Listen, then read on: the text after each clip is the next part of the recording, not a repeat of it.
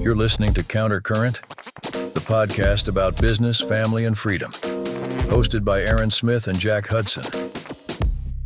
All right, so earlier this week, Elon sent out an email, actually a few emails. Yes. What were your thoughts when it first hit Twitter?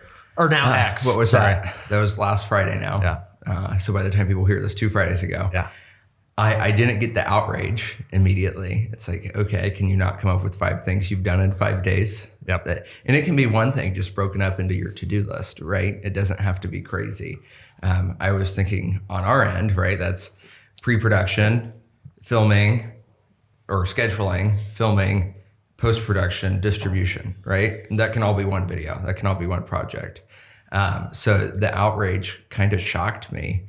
What did you think of it? So actually, over the span of the time that I've opened my business and run my business, there are times that I'm really bad at procrastination. And so every day I actually start with 5 things that I need to do. 3 things that I have to do. 2 things that if I get those 3 things done, that I'll do. And then there's 1 thing that I absolutely don't want to do, but I have to do. And there are some days that I wake up right away and do that. And then there are some days that it's like 4:59 and I cross it off the list. But I'm a to-do list guy. So actually 3, 2, 1, that's 6 things. So I guess my email would have been already done at the end of the day. Right. But, for one day. Yeah. I think in the private sector, it's a more of a common sense thing. Yeah. Yeah. No, I do get the people being worried that they were going to get fired if their 5 things weren't good enough. Right. Yeah. That makes sense, but I don't think that was the goal. The goal was to just see who's actually checking their email, right? And I don't think it's out of the ordinary to do things like that. Whether you're a manager of 5 people, 10 people, 50 people, 500 people, there's no way for you to know what's going on with everyone. Mm-hmm. So I had a boss before where at the end of every week, that sort of one of the administrative folks compiled a list of reports from every single person, from interns to senior staff. Interesting. And then that way the boss could look over and know what everybody's doing in the office. It wasn't meant to be more than a paragraph for each person. There were probably 20 people that were adding on to this. But that way he could come in and know what everybody's doing, making sure people would also flag, hey, you still need to review this. Things that maybe he wasn't getting to because he wanted to acknowledge everybody's hard work. And then he would go in and write notes directly on the page and send that PDF back out of great work on this. It's like Donald Trump signing the tweet. That's right. That's exactly right. That's exactly right. That's pretty cool. I mean, one, it's an accountability function, but then also it allows them to know what's going on too up top. Right. And I think it's empowering to workers to know, oh, my boss does care about what I'm doing on the day to day. Whether it's his favorite topic or not, or her favorite topic or not, they want to know. So that's what kind of shocked me. I'm like, do you not want to share? You might not have had a manager ask you in the federal government in 10 years what you're doing every day. Do you not want to share like, hey, look, somebody's trying to acknowledge my work now?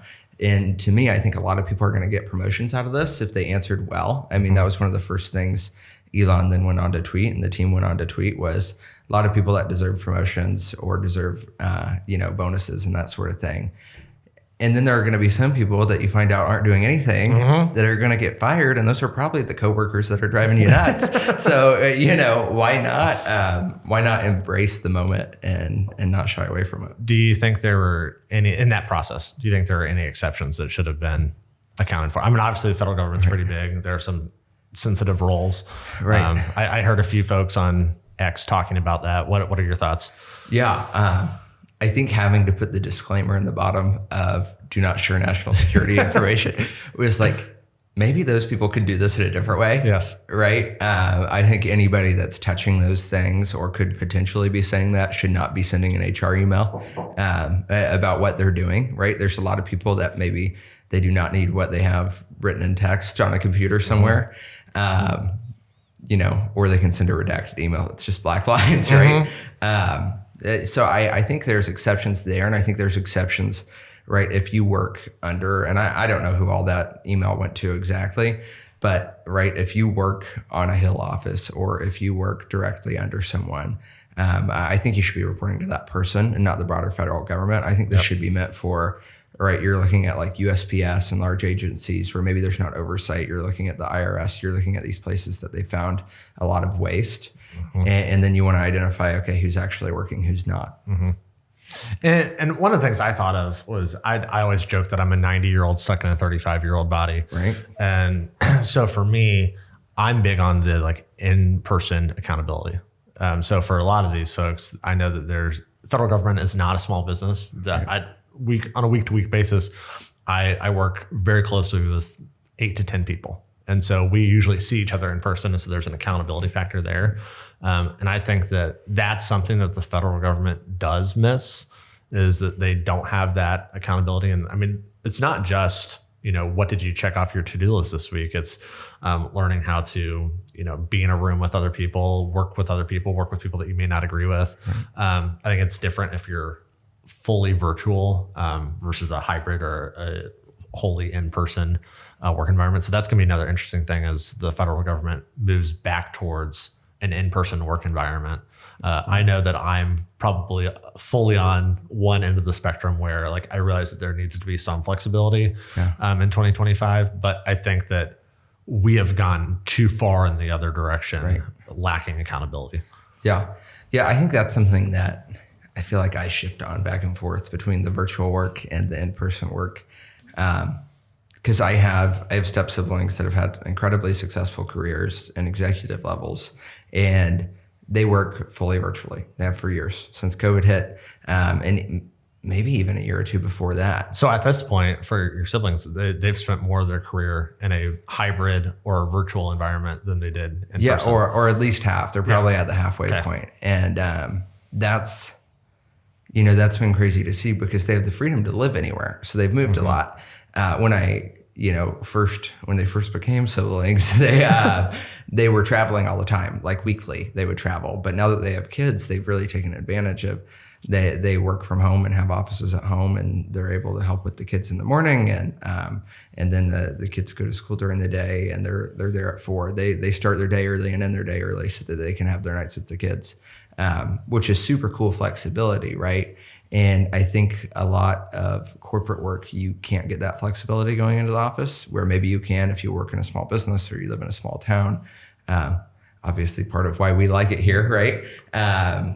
But yeah, I think that's interesting because Emily and I always joked maybe out of college we should just get like $80,000 a year jobs at Spotify remote and then travel the country for 2 years. It just makes money, right? But now I think that's not going to be an option soon again. I think there is going to be a requirement of 2-3 days in office. And I think that's a good thing. I do too. Well, not only do I think that, I think it should be more. When I got my first job in the Senate, you're supposed to be there Monday through Friday from 8 to 6, right? And in a suit, and you were in it. And I think especially in those years when you're in your 20s, it's super foundational to be around other people, to be accountable to other people. Right. I know that everybody does not learn the same way that I do, but I learned by osmosis. So, I mean, I was in a room maybe double this size with 8 people total. And so you learned how to handle a tough call or work with somebody that you didn't necessarily agree with. Or if you get stumped on something that you're working through, you've got literally people all within arm's distance that you could lean on to better understand what you're working on. And I think that that's something missing in a virtual environment where if you have to schedule a Teams call, to work through a problem, I think it's going to be a lot harder to organically understand that. And especially when you're in your 20s and 30s, I don't know that you just miss that. And you have to have that as a foundation, I believe. I agree. And I think that might be, if not one of the hardest transitions coming out of college that I've seen with my friends. And even myself working for 8 or 9 hours continuously is a lot different than 2 hours here, 2 hours there. It's a lot of focus and drive. And I think unless you're in an environment where you see people doing that around you and you're sort of immersed in it, it can be really hard to make that transition and not be like, oh, I'm going to go do what I want right now because that's what I would have done in school, or that's what I would have done when I lived with my parents and that sort of thing. So I think that's hugely important to get that role model and mentorship. And then on the flip side is learning, are you actually working 8 or 9 hours? We had a guest speaker at Butler once. He's high up at one of the ad agencies downtown. And he said, being a manager is hard. And he had one person that just wasn't performing where they needed them to. And he finally sat down and said, okay, how can I make this better for you? What is the holdback? And they identified, he basically worked with her for a week and identified that she was really doing like 4 to 5 hours work a day when you cut out, breaks and coffees and travels and chatting in the office, right? So when they identified that and they got to the 8 hours, she was overproducing. Yep. And she was setting herself up for promotions and bonuses and raises and that sort of thing. And I was like, that's such an interesting concept, because if we all really time tracked, the amount of time you actually get working is so much less than you think. Yep. And as a small business owner, I think that's especially true, because we wind up, part of our job is business development and meeting with people and forming relationships. But that's not like a sit down work time, right? It's a different kind of work. And sometimes I realize, I've only had 2 hours to actually work today. Yep. And I'm behind on the things that are going to pay the bills, right? Yep. Working for the business, not on the business. Right. Yep. Right. Which is, I know it's my favorite part of the job, and it might be yours too, but it's hard to make that balancing act. Yeah. No, it absolutely is. And I think that that was one of my biggest struggles going from the federal government to owning your own business. Is it's a completely different view of how you're supposed to work. And we talked about it a little bit last time, but when you own your own business, you could work on your business for 24 hours. Right. And it's what I found when I first started, I did that and I had no boundaries, and it was completely unhealthy. And I was not balanced in other areas of my life. And I think that what I have found over the last 10 years, the best business owners are the ones that have balance in other things in their life. Yeah. How did you put those boundaries up? Part of it's gradual. I put those boundaries in place. Part of them was when I started the business. Part of them was when kids came along. Part of them was when my wife got mad at me and told me that I needed to be at home more. But I think that those guardrails have been huge. Part of them, I have an accountability partner who keeps me on track from a business perspective and in my personal life. Most days I'm home by 5, and from 5 to 8, I have my phone on Do Not Disturb so that I'm a dad in those moments. Bronwyn and I have a general rule that we're supposed to be home at least 4 out of the 5 weekdays out of the week. So like last night I was not at home. I was at council. But that's my one night out this week. The rest of the nights I'm gonna be home with my kids. And that's super important, especially in this phase of life. Yeah. I think that's huge. And that's been, Emily and I have had to learn how to put our own boundaries up to still have time together that's not working, or not just around a bunch of other people. Like this week is hard because we have 4 weeknights. We have things every evening, or company or something. And then Saturday we have plans. We have 2 sets of plans, lunch plans, dinner plans. And we keep like Sunday as our sacred day. We don't, maybe we get caught up around the house. We go to the grocery together. We do all the stuff together and get caught up and set for the week. But that's the day. It's like if somebody says, hey, you want to come over? No, sorry. We're not doing that today. Clear as kind. Yeah. Right. But I have shared what you do with your kids and making sure you're home 4 nights a week. Cause I think that's huge. Yep. And I don't like missing out on that evening time together, because really that's somewhere between like 3 to 5 hours a day you get with your family or your kids or your wife.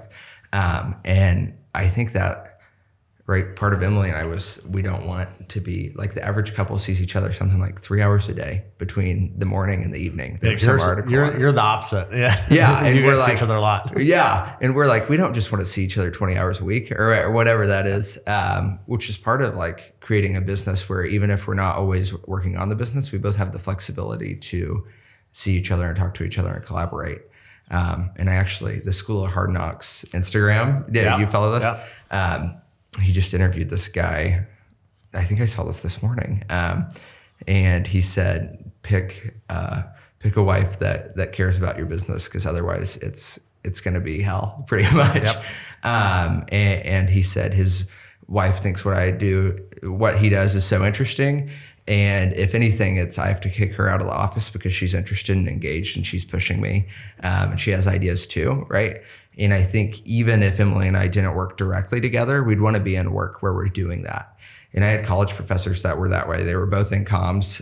One had their own PR shop. The other works at NCAA doing comms for them. And they proofread each other's stuff. They work together in the evenings. They collaborate on things. And I think having that common mutual understanding of what you do and wanting to help each other is really important. And just that general support, I think it's super important. One of the things I love most about Bronwyn is that she's not interested in politics at all. Yeah. So like, where I'm in the middle of campaign season, I see like signs go up and there's a certain number of signs for one candidate and one for the other.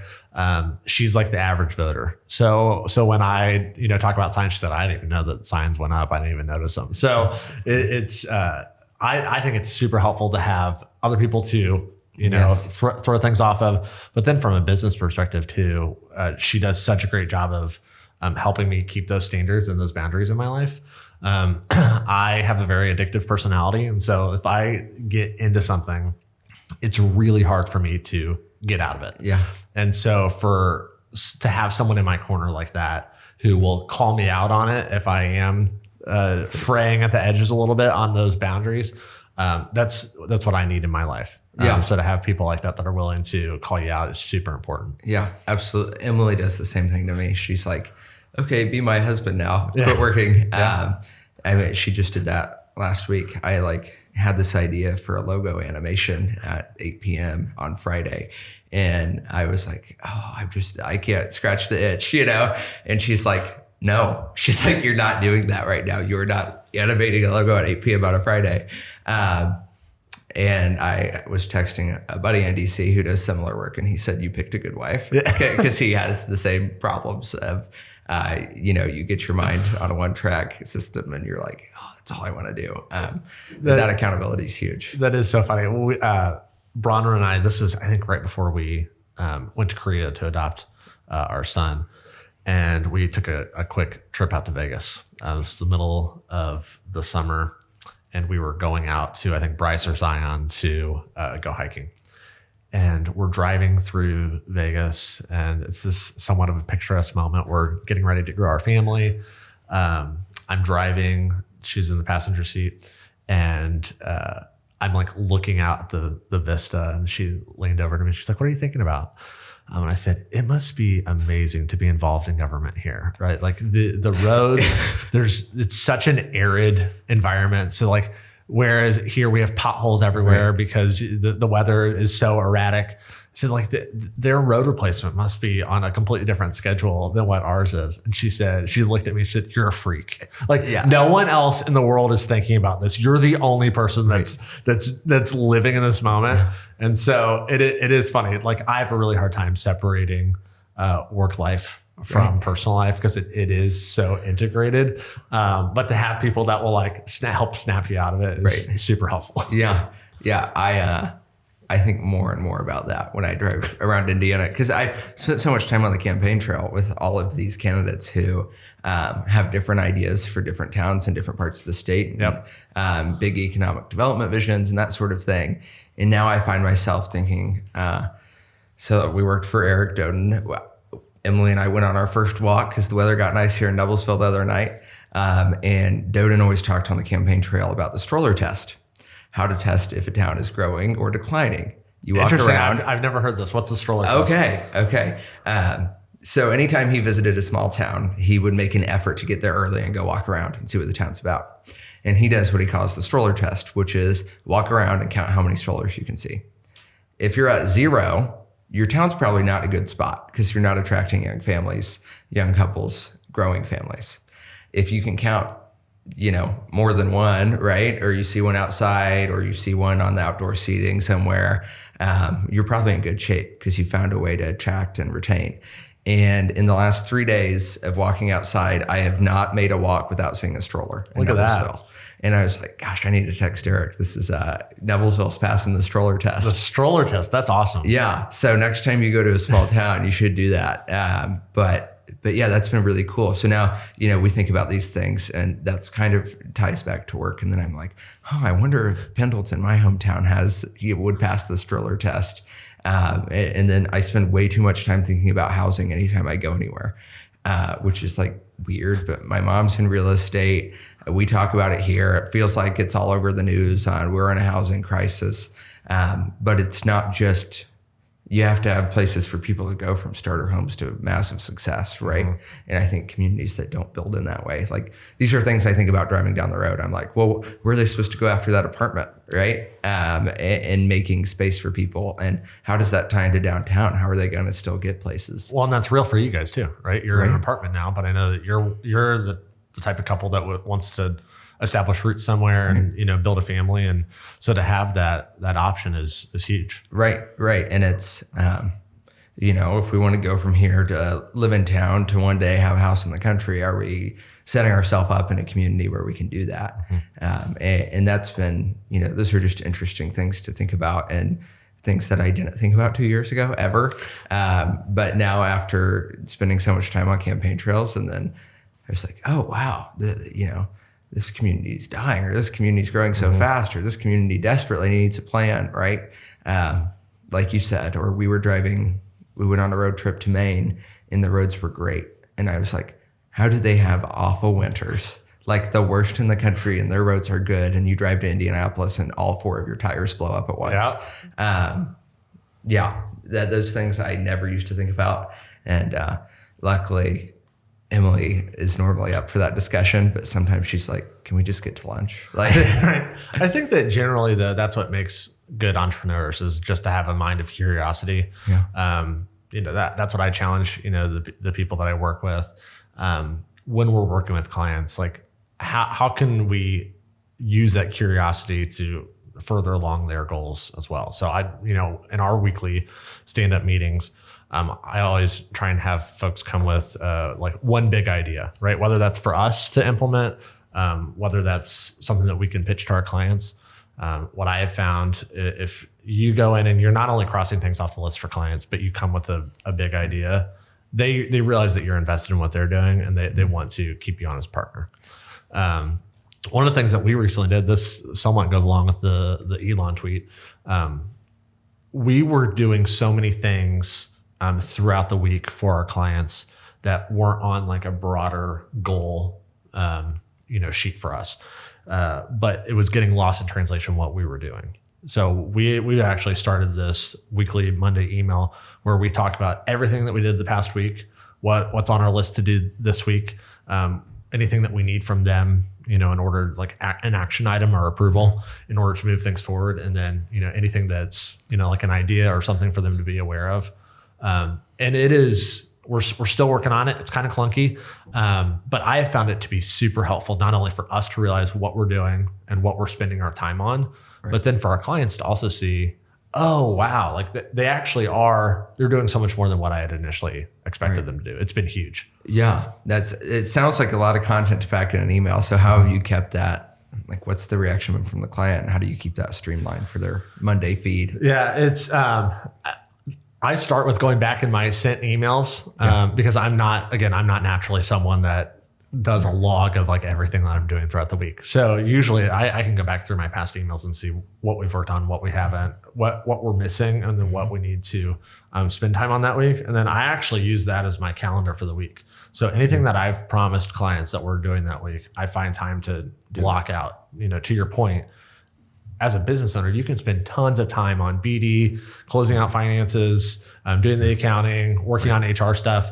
That actually is not like a billable hour, right? But if you're figuring out like, okay, this is what we've promised and this is how we're going to deliver, it not only equips you to be a better business owner, but also to show up for your clients. Right. And that sets you up on Monday to know what you need to do all week, which is great. And again, I'm a 90-year-old trapped in a 35-year-old body. So by the time that 9 a.m. on Monday comes around, I've already been up for 4 hours. So I'm ready to like chomp at the bit. But I know that other people are not necessarily, morning people either. That's something we've heard clients talk about a lot, and was even talking to somebody about it yesterday, is the internal communications battle. And it sounds like you're tackling that in some extent from your team to their team. which is kind of external for you, but it's never public facing, right?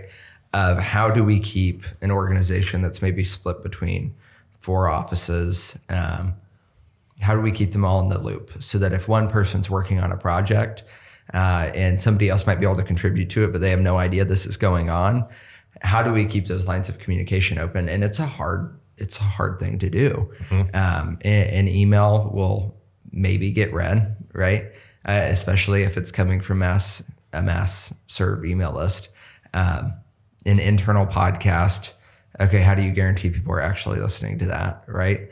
And you probably want to keep it to like people's commute, right? So you're looking at somewhere between maybe 10 to 30 minutes on a Monday morning. You could get them to listen to something, but is it actually going to be engaging? Yep. Do you send out a video update? Well, who's actually going to watch the video of their coworker talking? So I found, that to be an interesting and challenging problem. It sounds like you're tackling that a little bit with the Monday emails. Yeah, and I think that generally, like the way that I look at email marketing, I feel like there's 2 camps. You can throw spaghetti against a wall and send out emails en masse, and for some people that may work. I try and have it set up to where when my goal is when somebody sees an email coming from one of my clients, they know they have to open it because it's worth it for them to open it. Yeah. So whether that's the content inside, whether it's the amount that we're sending it, industry average says that we're at about 30 to maybe 35% open rate, just as an industry email marketing average. For one of my clients, now it's an internal mass email. They have about 1,200 people on the list, but we're at a 70% open rate. That's incredible. And part of that is because we do not spam them, right? It's very purposeful. There's a Monday email and there's a Friday email, and they both have their purposes. But if you let those barriers go and you get sloppy with it, then I think that those rates would go down. Right. And do you silo that out so you're targeting different people, or does that go to the whole team?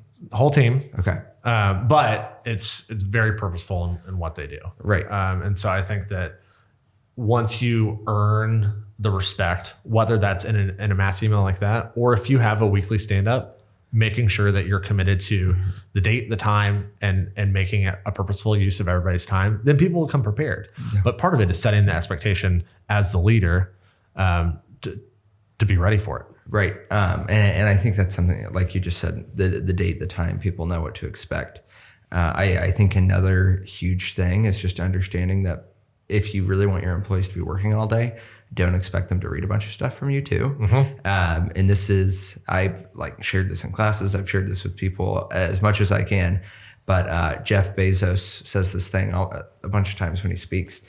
His meetings are all structured the same way. There is an 8-page memo that somebody is tasked with compiling. It is in depth. The first 30 minutes of the meeting, everyone sits at the table and reads it together and takes notes in their head, silent in the room. They all read it. Because he said, if my people are doing what they should be, they shouldn't be spending 30 minutes reading this before the meeting. We should all come in and read it together and take notes. And then they start the discussion from junior to senior.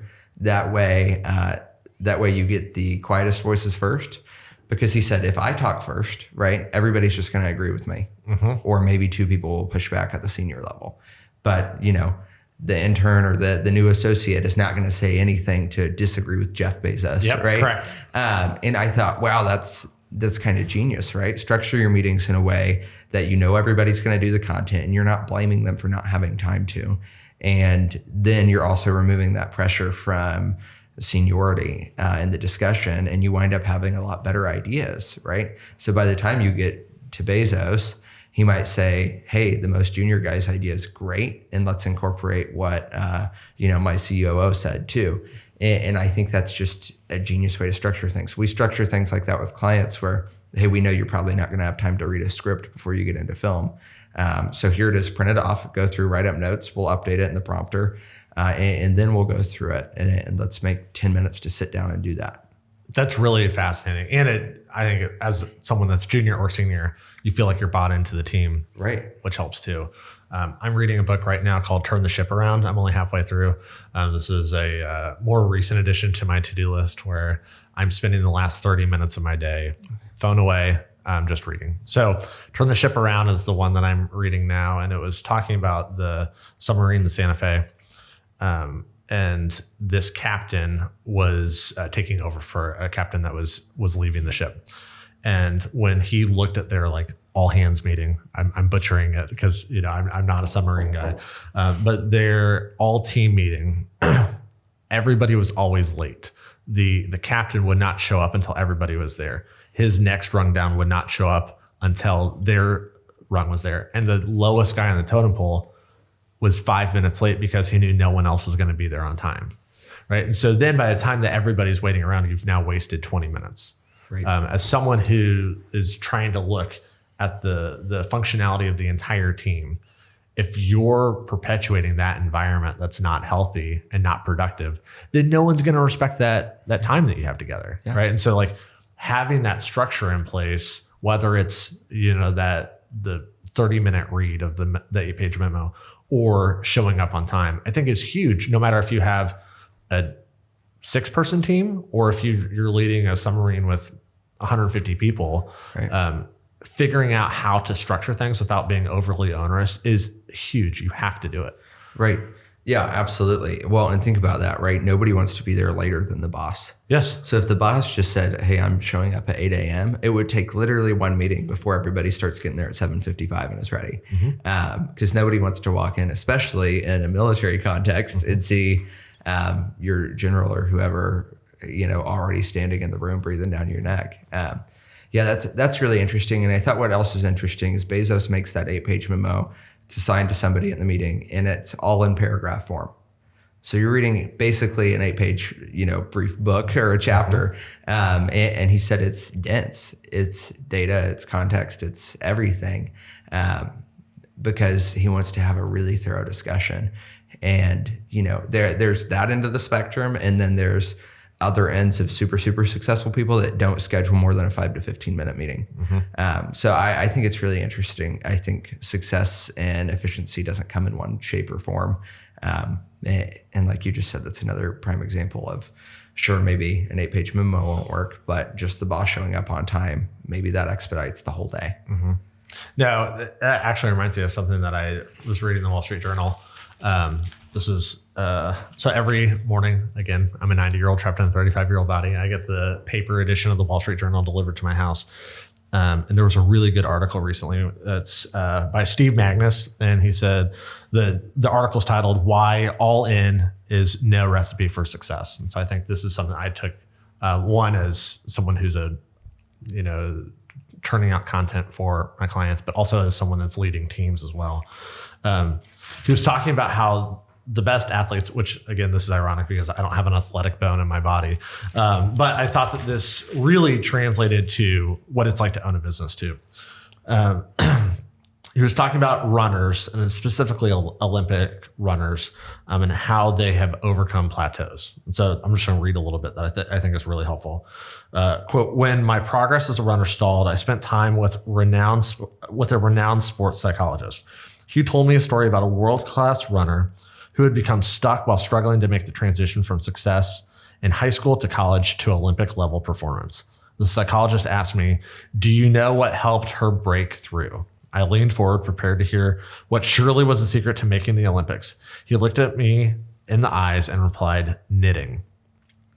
She had taken up knitting to relax and to take her mind off running.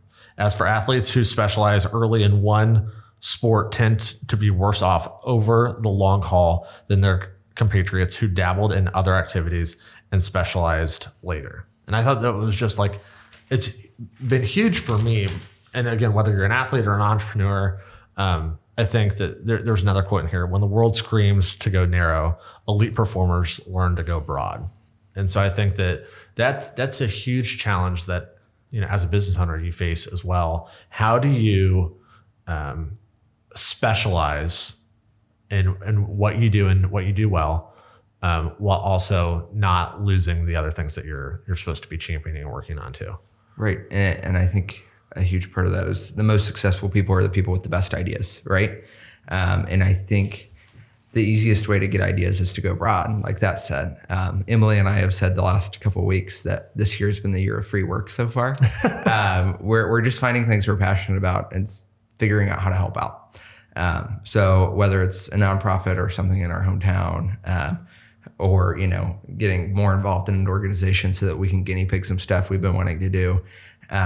That's been the theme of this year. But what else it's done is given us, one, a platform to try new ideas, and two, it's really broadened our horizons and understanding and making new connections, and learning about more things that now I'll think about when I drive through small towns and around the state. But what's something you tried? Yeah, so we're right. Shorts are the name of the game, right? This podcast is one thing we're trying, right? And maybe it might not make us any money, it might not bring us business for a year, but we're having fun every Wednesday morning, and that's great.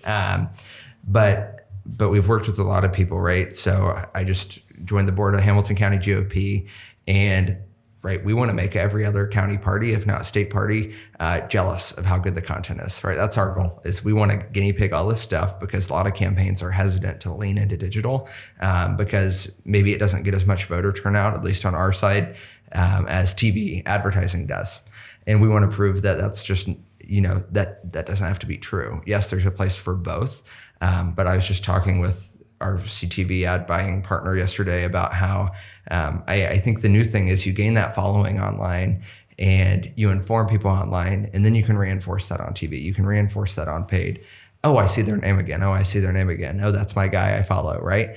And with Hamilton County GOP, we're going to take it and we're going to level it up. And whether it's rebranding or creating a content calendar that hasn't existed before, or just keeping a solid brand identity where every graphic looks the same, where our county candidates, elected officials, everyone has the opportunity to have great content because the party's going to help provide resources to get there. It's a great test and testament to how we can just put ideas forward and show that something works, right? Or it doesn't work and we have to regroup. But that's been something great to try, and it's also great to hear and do as much listening as possible. So whether it's the chairman or a candidate in town, what do you want this to be? Where do you need help? Oh, you didn't even know you needed help there. You didn't know you could do that, and providing resources for that. So over the next couple months, we're going to tease out a form that allows any of the city parties to request graphics, video content, photo coverage of events. We might not be able to do all of them, right? But they can send it in and we can help with that, or at least consult and advise. And that way they're not having to spend their time on something that they're not excellent at, right? We want you to go lead in the community. That's your job. And we'll take that off your plate so that you have more time to do that. And then let's highlight what you're doing in that time. Let's have more things to make graphics about, more things to make videos about, because you have more time to work. So taking some of that off, building a culture of influence around the party, right? I say this all the time, but we try to attract people out of college to stay here. The Stroller test. We're constantly trying to attract people, especially here in Hamilton County, to stay after college. But if they don't understand that leadership has been one way for 40 years, and that's part of why we're great, then they're not going to come here and vote a certain way if they just got out of school. So getting that message out to younger generations, I think, is huge, especially when our constituency is getting older. So we're going to work on that by starting off and building a following online and getting new voices involved and included, and highlighting from the top down of leadership and what people are doing on the campaign front. I think that's huge. I just listening to that, I think about what it means to take risks, right? And especially in the world of social media in general, the algorithm changes so much, the way that people consume content changes so much. What you were talking about with TV ads, I think this last gubernatorial primary, there was a ton of money that was sunk into TV ads. But if you think about it, most people have it on mute if they're watching it. But if a campaign doesn't have captioning on it, right, they're losing out on engaging their audience. And so it's like so many small components in figuring out, to your point, how do you reach your audience, not just once, but do it in an authentic way that's engaging, but is repetitive as well, so that your message breaks through. Yeah. So that's, we heard a local CEO speak last night, and he said, don't trust the marketing team that comes to you with a great idea. Trust the one that comes to you with a spreadsheet and says, this is the campaign I ran and the conversions it led to. And I think what we're going to see happen, at least in the political advertising space, but it's already started in corporate advertising because they're always about 5 to 10 years ahead of the political world, is either captions or way more tech-centric advertising. Because we found in this last cycle, we were downtown Indy at a bar for somebody's birthday, and on the TV, we saw ad after ad for different political campaigns. And we noticed, I have no idea what they're saying right now. And that can be solved by captions, but then you have to make the captions huge because you're on TV in a bar. Or that can be solved by, giant graphics on screen next to the candidate. And it's not going to look super pretty. It's not going to be the most engaging cinematic piece. But I think the conversions are going to be a lot higher. Mm-hmm. And I think that's something super interesting to play with. And what we've found is, it's not always the produced content or the most produced content. It's the most genuine content that you can understand if you're sitting in the doctor's office with it on mute, right? And I think things are switching that way more and more. And that's been our pitch to every campaign is, hey, more stuff's going to be digital, more stuff's going to be passive. We have that discussion a lot of people say that attention spans are going down a bunch, right? Because everybody's doom scrolling and all this stuff every day.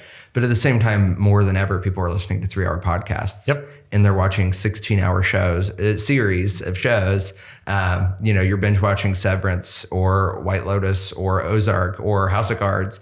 And those are taking up way longer than a movie would, way longer than a book would over time. And I think that's speaking truth to the fact that no, attention span isn't decreasing. Value on story and plot is increasing. And also ways you can consume media passively are becoming more important. Audiobooks, podcasts, you can do that while you're working. You can do that while you're working out. You can do those in different things. And maybe you don't take away as much as you would if you sat down and listened to every word and took notes, right? But you're still getting a lot of good information. And it's probably stuff we're going to wind up talking about. So that's what, I try to make that clear to candidates and people is it does not have to be, not everything has to be under 3 minutes or between 30 to 90 seconds. There's a place for both. And some is just to get the issue out there and others should be a deep dive, right? And I think RFK Jr. was king of this last campaign. He had a great content director and they did everything from these short videos to build following and be trendy and show off how many push-ups a man in his late 60s could do to in-depth documentaries on regenerative agriculture that have millions of views, right? When would you ever think that would happen in the age of doom scrolling? It's because they introduced the issue and teased it out in a way that makes sense. And got key stakeholders to share those things.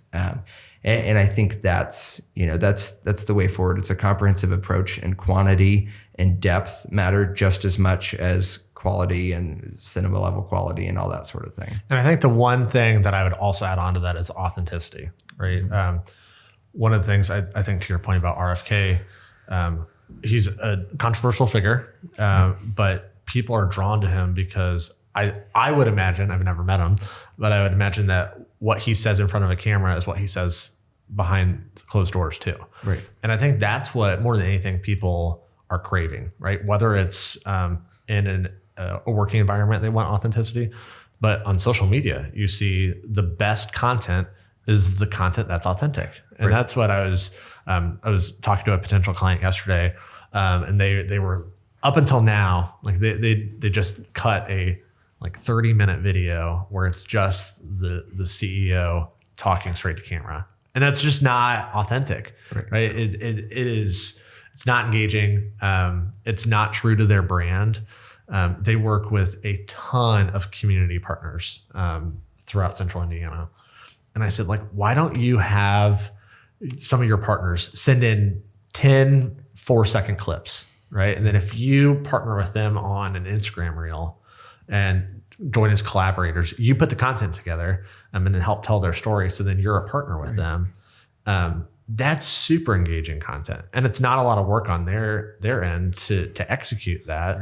But that authenticity, if if you work with a bunch of organizations, but it's just one guy behind the camera, you're not being true to your brand. And so I think that figuring out a way to authentically interact with your audience and do it well is what will always end up doing best on social media for the algorithm. Right. And I think part of that takes humility to say, hey, I don't need to be that person. I don't need to be the face. What I need to do is just figure out, this is what I'm passionate about and who can best share that. And yes, I'm happy to be involved in that discussion. I'm happy to be the interviewer if we want to start a podcast where we have those community partners on. But who is best suited to get straight to the source, and how does that advance our goal? And I think that authenticity piece is absolutely key. And that's also why, yes, you want to pump out as much content as you can, right? For the most part, that's how you build following now, daily if you can. But on the other hand, you don't want it to feel forced. You don't want to be coming up with things just to come up with things. And you need to find the value add for people. So whether it's insight and advice, or it's how to do something technical, because I'll get people from business advice and Jeff Bezos saying how to run a meeting to here's a Photoshop and Illustrator hack, or here's a Premiere Pro hack, or here's a new way to use AI in your video editing, and get those technical skills as well. So you have to figure out, what do you want that to be? And how does that fit in with my story, I think is huge. And then you can go out and share that information again. Just because you watched somebody else say it, you're probably going to find your own iteration of it. Or as a business owner, right, we talked about last week, we make everything up as we go. When you're getting started, and when you're 10 years in, right. You're constantly tweaking the way that you operate, because if you don't, then if I didn't, I would still be operating under a 2016, 2017 model that's obsolete in 2025. Right. You constantly have to be tweaking what you're doing. And I find that we tweak our pitch every time we make it. Every time we tell somebody what we do, it changes a little bit. Every time we tell somebody what we hope to be doing in 3 years, it changes a little bit. And I'm sure it'll change massively by the time we get there. But it's just toning things in. And if you take that authentic information you gather on social media, right? Easiest way to come up with ideas is, what do you consume that's getting 50,000 views, right? Take that and say, okay, what did I get out of this? How have I applied it? And then share that. It doesn't have to be reinventing the wheel. You're not ripping off somebody else's content. You're taking knowledge you got and transforming it and applying it to yourself, and then sharing that with your audience, because it's probably different than theirs. And I think that's huge. And having people around you that'll call you out. Like last week when we filmed, I watched it back and I was like, I need to smile more. I enjoy being here, but like there are so many things that, like, once you put yourself out there, again, constantly tweaking the way that you're working, right, whether that's in front of the camera or behind, that all good business owners have to do that. Yeah, absolutely. I think that's huge. Self-editing, and then having other people edit. Emily probably shouldn't admit this, but Emily's had me watch some Project Runway before, and they come in and they constantly say edit, and all that means is just remove something. The blouse you made is too complex, right? It's taking away from the design, and edit. And we do that with shorts and content for clients. And I think we do that with our own business approach too, right? So we heard this from the CEO yesterday. One of the owners of Peterman Brothers, somebody said, how did you get into home service specifically? Because when his dad started the company, they were doing apartment buildings and things, more large construction. And he said they figured out, when you start to go wide with your market, you need to be really narrow with your scope. And he said he found that people working on apartments were wearing maybe shorts and a tank top because they're going to a construction site, and they can. And then they don't want those people to go into Mrs. Smith's house dressed that way. So they said they realized that the training process, the appearance process would get so much easier if they dialed in. So they dialed into home service, and now, right, they have workforce issues, as the trades do. They built their own school on the south side where it's an 8-week course for people in Indy, and they have every single piece of equipment they work on in homes there that they go through and teach how to use. So they really, really niched down, but their market is much wider and they're growing exponentially, but it's so replicable. They know that they can get people trained and on the road in 8 weeks. And then they say they have people come up to them all the time that say, oh, I've seen your trucks my whole life. They introduced their current trucks. Guess when they introduced their current trucks? Oh, man. 2019. 2021. Really? Okay. They've been around for 4 years, and everybody thinks they've seen them their whole life. Yeah. I can only imagine the amount of money that they sunk into that. Yeah. But it's worked. Right. And that was like, everybody was like, what? You have got to be kidding me. But I thought that, right, they're constantly editing their business and honing it in. And they've added service, but I thought this was really interesting because they've done acquisitions of other companies, but when they added plumbing and electrical, it started by they hired one tradesman in plumbing and one tradesman in electrical that was good at what they did. And those people started to help expand that. So there's no acquisition to add whole services or trades. There's only been acquisitions to expand locations for their core market, which is HVAC, which I thought was so interesting. I mean, they've grown just exponentially, and they have 500-ish employees now. Wow. Well, and so, okay, as your takeaway, on its face, as a business owner, there doesn't seem like you work in media, right? So like there's not much commonality between what they do and what you do. So what was your takeaway? Like how do you internalize that as a business owner? Right. Takeaway. And I've heard this over and over again, but pretty much niche down, right? Pitch your service that you do the best. And I think that's been something we've been trying to do because part of it is paying the bills, and we're, almost a year full time, still not even. So right now we take on a lot of work of varying things, whether it's web designer, graphic designer, video production. And I think the takeaway was hone in and make your pitch on your one thing, right? And we talked to a business coach once, who you know as well, and he said, if you go to an investor ever with an idea and you say, and then it'll be this, and then it'll be this, and then it'll be this, they're going to instantly be turned off. They're not going to like it. They're going to, you just become an ideas guy, not an execution guy. And if you can say, we're going to do this one thing incredibly well, and here's the market and the problem it solves, that's a lot more compelling, right? So if we can go to campaigns and businesses and say, we're going to grow your online following through these 3 steps, and it's going to work, and that content can then be cross-platformed, but this is what we're going to do, and we're going to take a content strategy to your marketing approach. Just stick to that. Make your pitch the same pitch every time. And to your point earlier, using the free clients that you have to take those risks to better understand, like, okay, how do we prove the concept? Yeah. Because I think that between you and I, we both know that the concept's out there and you can do it. But there are some clients that they need the data, proof in the pudding, right? Yeah. And so if you can show, look, this is how we've done this for X client, and it's proven successful, and we want to translate that for you, then I think they're more willing to jump onto it. Yeah. And we've already started to have that data. So first campaign I worked on in college, they were posting horizontal videos, and that's what they had me making, and it was fine. And then I went and filmed my first event and said, hey, would you guys mind if we post this one vertically on Instagram? And this was 2021, so it was still kind of early in the Reels Shorts game. So I cut it vertically and put captions on it. And instead of averaging between 100 and 300 views per video, that first post got 13,000 views. Yep. Because you worked the algorithm and you made it catchy, and it wasn't fancy. And then I got a lot more calendar invites to go to more events. Because from then on, we never had a video go below 1,000 views. And some of them were 10, 13, some of them were 1,500. It depended on the content. And then we got our formula down because one of the campaign's favorite videos, and I liked it a lot too, didn't perform as well. And we found that you start with your primary speaker on screen because that's why they're following you. You put captions on screen and you cut straight, get direct, get to the point. Start with the point, and then you can add context, and hopefully people stick around. And we have to try that and edit with that on every campaign we work on, because that works for somebody with great name ID. That doesn't necessarily work on somebody that's less known, right? Yep. Maybe then you want to highlight the community and the fact that I'm in your hometown. And we have to do that with every client. So being on a retainer basis and not just making a one-off video is what we try to pitch every time, because we can make those edits over time. And then the new thing is collaborative content, like these posts on Instagram.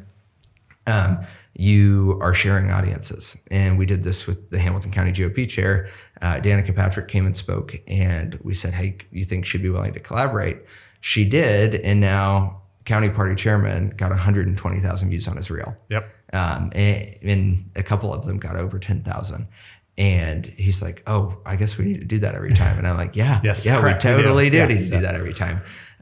So finding opportunities to collaborate and meet with other people in the community, you're building each other's audiences up and you're expanding your network. But yeah, guinea pigging those things and honing in on this is what we do and how we do it, and here's how it works. And that's kind of the modern media appearance approach, right? That's the new news pitch is, hey, what podcast can we get on? Yep. What are the other sort of new age media in addition to your primary press approach and media strategy? Well, a podcast that they can get on is Countercurrent. That's right. If they'd like, and if they qualify. That's right. That's right. Well, I can't wait for this to go live. The fact that this is the pitch. Where else can you listen to a podcast that talks about RFK, Project Runway, Elon, and the Peterman brothers? There's right. nowhere else. That's just, right. Just here. That's right. We've got Moonshot. We've got family caregiving. We've got it all. A little bit of everything. All of our community shout outs we can do. That's the magic sauce. Yeah. But we're going to have episodes come out every Monday. We film them on Wednesday. If you're a business owner, right, we'd love to have you in, especially if you're community oriented and community involved, or maybe a little politically active. We care about that too. So yeah. Awesome. See you Monday. See you Monday.